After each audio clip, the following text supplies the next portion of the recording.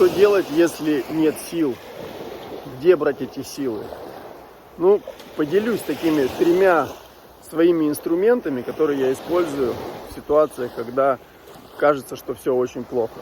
Или не кажется, а все на самом деле плохо. И не хочется ничего делать, не знаешь, куда бежать. Мне кажется, что первая вещь – это включить тело. Я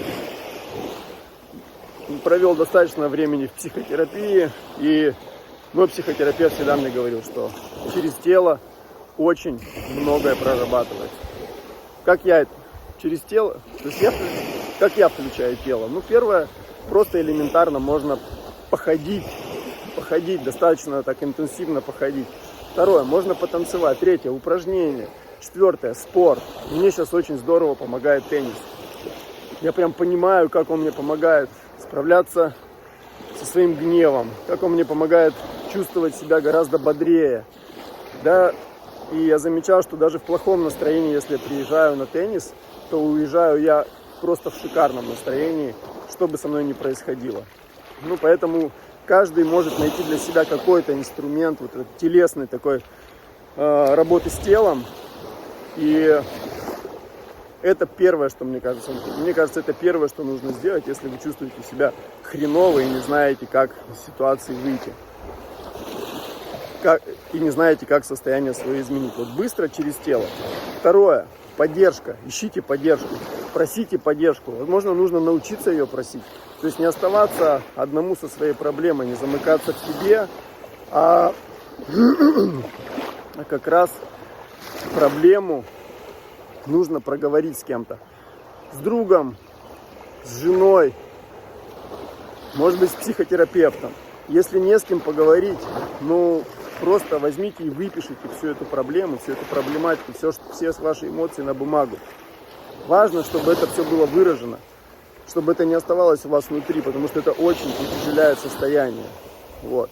Ну, конечно, хорошо, если ваша жена вас поддерживает, поэтому можно поговорить с женой, и обычно это тоже помогает. Мне это здорово помогает, у меня очень поддерживающая, мудрая жена, я всегда знаю, в любой ситуации я могу прийти и с ней обсудить любую свою проблему.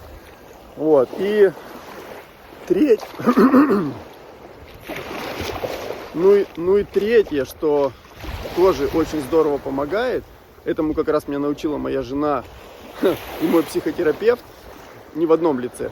Сейчас у меня жена выучилась на психотерапевта, но еще до того, как она выучилась, она мне всегда говорила: Сережа, нужно благодарить.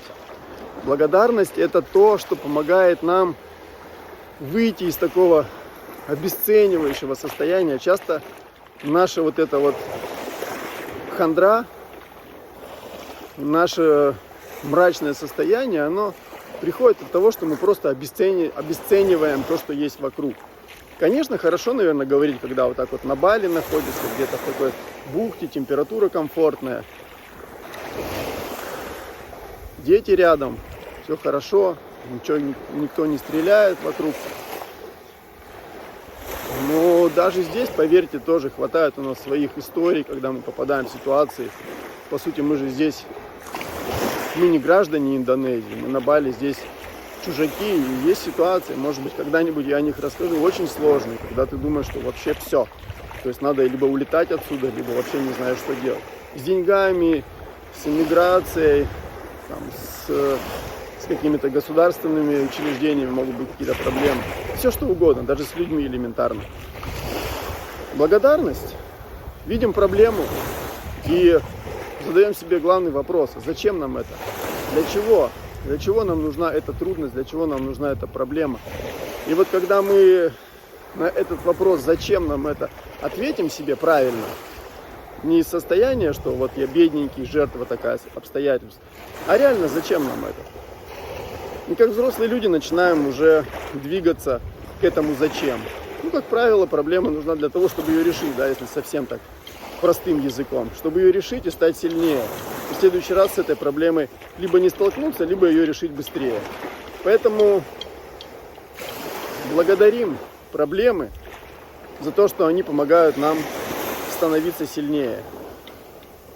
Такое видео, надеюсь, мотивирующее и вдохновляющее, ну и плюс немножко атмосферы балийской. Ну и поделитесь своими инструментами,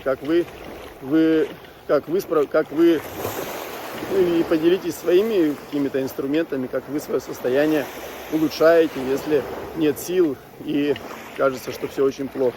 Всем желаю хорошего дня, скоро увидимся.